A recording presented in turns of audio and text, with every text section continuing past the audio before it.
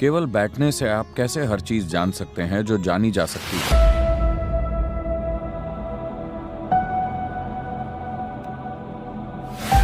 अगर आप ठीक से बैठना सीख लेते हैं, अपने शरीर को बस ठीक तरह से रखना सीख लेते हैं, तो इस ब्रह्मांड में हर वो चीज जिसे जानने की जरूरत है, आप उसे जान सकते हैं। इसे आसन सिद्धि कहते हैं। अगर आप इसे हासिल कर लेते हैं तो आपको जो भी जानने की जरूरत है, आप उसे अपने भीतर से जान सकते हैं।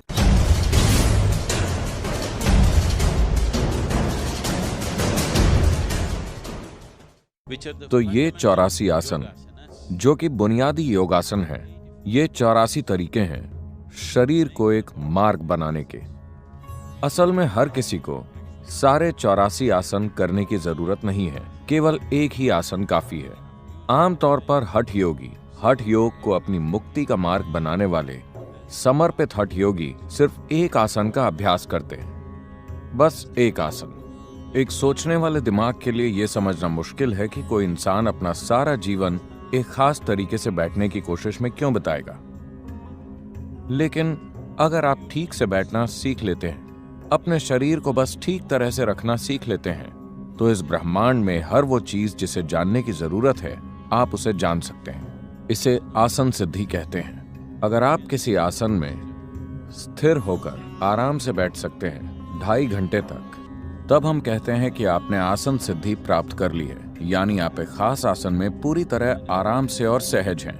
यही आसन सिद्धि है। अगर आप इसे हासिल कर लेते हैं तो आपको जो भी जानने की जरूरत है, आप उसे अपने भीतर से जान सकते हैं। चीज जान सकते हैं जो जानी जा सकती है। अगर आपके पास घर में टीवी है, टीवी बस एक डब्बा है जिसमें थोड़ी इलेक्ट्रॉनिक्स होती है, लेकिन यह अपने आप में एक पूरी दुनिया बन जाता है। पूरी दुनिया इस जगह पर या इस डब्बे में आ सकती है, जिसे हम टेलीविजन कहते हैं, क्योंकि इसमें रिसीविंग का एक तरीका है। अगर आप एंटेना सही तरह से सेट कर दें, अगर इसे ठीक से एडजस्ट कर दें, तो पूरी दुनिया आ जाती है आपके घर में या इस डब्बे में। अगर ठीक से सेट नहीं है तो टीवी वही है, इसमें सब कुछ है, पर वो कुछ नहीं कर सकता।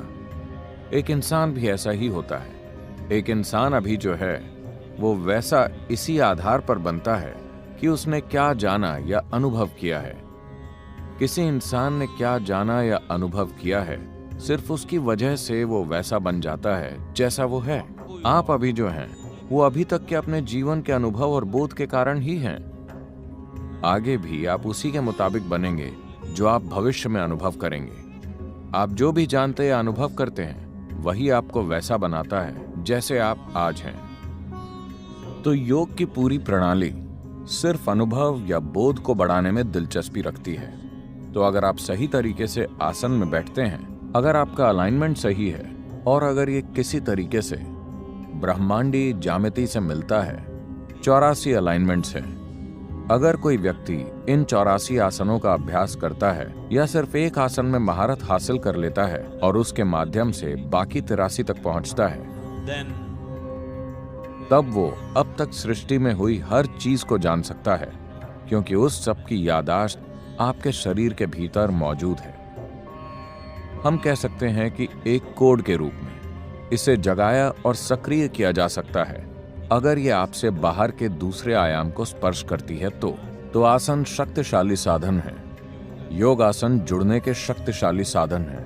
मैं नहीं चाहता कि आप योग के अर्थ को भूलें। योग का मतलब है जुड़ना। जुड़ने का मतलब है कि दो एक हो गए हैं। दो का मतलब इस अस्तित्व में सिर्फ दो ही चीजें हैं, आप और बाकी का अस्तित्व।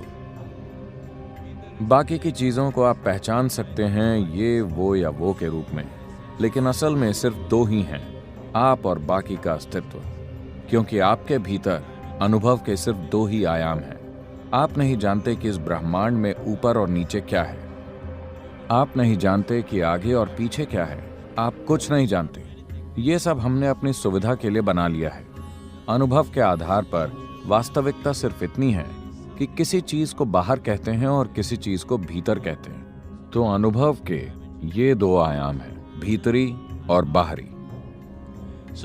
तो योग का मतलब है इन दोनों को मिलाकर एक कर देना, बाहरी और भीतरी, आप और बाकी सब, आप और कोई और।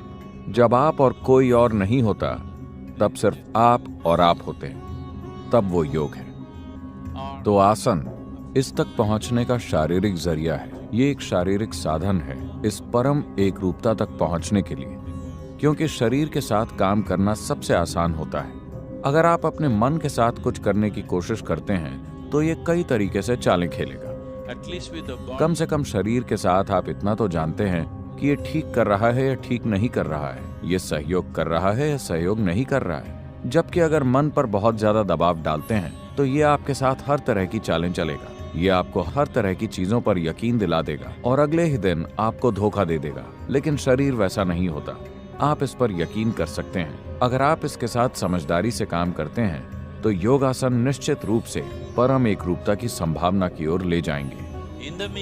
इस दौरान इन आसनों के अभ्यास से, इससे पहले कि परम ज्यामिति के साथ ही अलाइनमेंट पैदा हो, एक भीतरी अलाइनमेंट पैदा होता है, जिससे स्वाभाविक रूप से अच्छी सेहत, प्रसन्नता और आनंद और सबसे बढ़कर संतुलन प्राप्त होगा। संतुलन को मॉडर्न सोसाइटीज ने अनदेखा किया है और उन्हें आज इसके लिए भारी कीमत चुकानी पड़ रही है। आप चाहे जितने भी होशियार हों, आप चाहे जितने भी काबिल हों या पढ़े लिखे या योग्य हों, अगर आपके पास जरूरी संतुलन नहीं है तो आप सफल नहीं होंगे, अपने जीवन में बहुत आगे तक नहीं जाएंगे।